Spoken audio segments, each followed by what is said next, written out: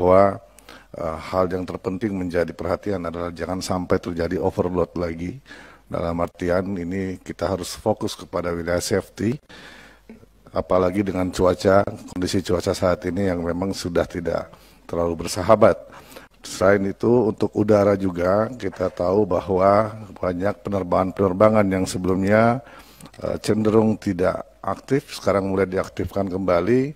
Dan kemudian tentu keselamatannya dalam artian SOP dalam pengaktifan kembali kendaraan tersebut seperti yang kami sampaikan kepada Dirjen Udara kemarin agar menjadi perhatian.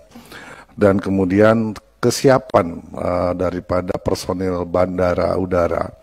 Di beberapa bandara-bandara besar itu terjadi pengurangan tenaga kerja karyawan yang sebelumnya, sehingga pada saat ini menghadapi lonjakan penumpang yang akhir-akhir ini sudah mulai meningkat, terdapat kelihatannya ada kewalahan dari pihak bandara yang khususnya dikelola oleh Angkasa Pura dalam hal pelayanan terhadap masyarakat kita.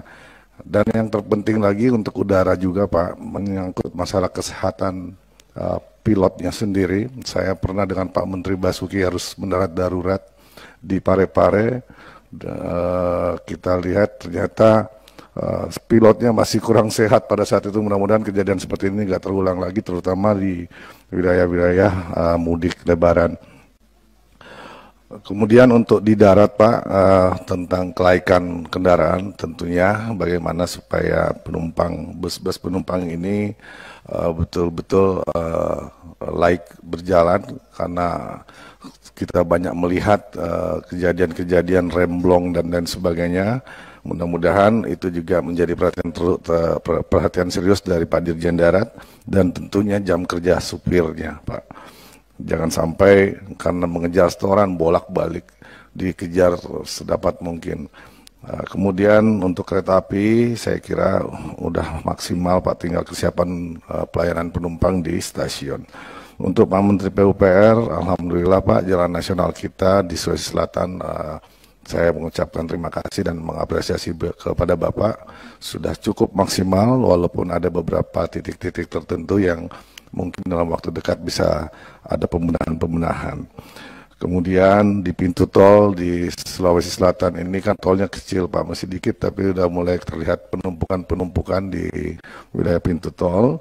Kemudian yang terutama jalan poros Maros Makassar Pak. Makassar Maros ini dalam kondisi normal saat ini saja kadang-kadang ditempuh 1 sampai 2 jam.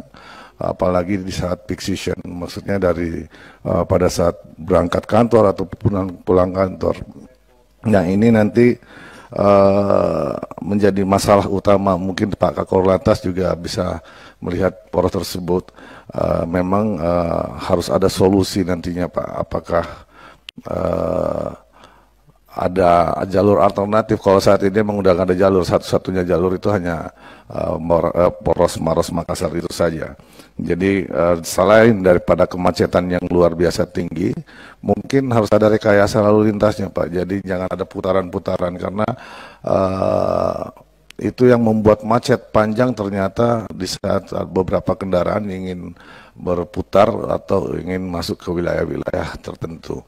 Jadi selain daripada itu banjirnya Pak, banjir di daerah Maros ini dan Pangkep dan Baru, Kabupaten Baru itu beberapa tahun terakhir ini berkali-kali terjadi banjir di saat hujannya cukup deras. Mungkin juga ada pengaruh dari pembangunan rel kereta apinya, mungkin Pak, ada juga Pak Menhub.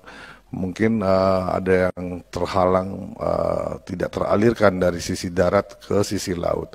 Jadi mungkin penambahan box culvert di setiap rel kereta kita itu agar supaya mengalirkan air dari wilayah darat ke laut. Lantas kemudian Pak, terakhir Pak Kakor Lantas menyangkut masalah batas kecepatan maksimum 100 km per jam. Saya tahu Pak ada beberapa teman-teman mempertanyakan 100 km itu apa tidak terlalu pendek, apakah bisa ditingkatkan 120 km per jam.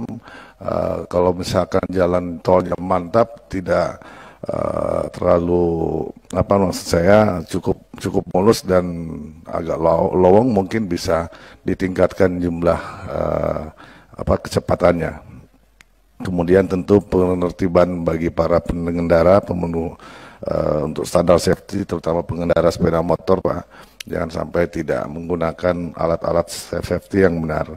Kemudian tentu Pak Kepala BMKG, Ibu Kepala BMKG dan Pak Kepala Basarnas, kita cuma berharap bahwa ada koordinasi yang akurat menyangkut masalah mitigasi bencana, terutama masalah cuaca-cuaca ekstrim di wilayah mana yang kira-kira kemudian Basarnas bisa mempersiapkan posko-posko tertentu, terutama di jalur poros jalan nasional tadi yang kami sampaikan mulai dari Kabupaten Maros sampai Kota Parepare.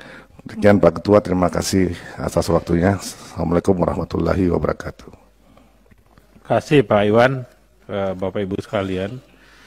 Mengingat sekarang sudah jam 16.40 menit ya.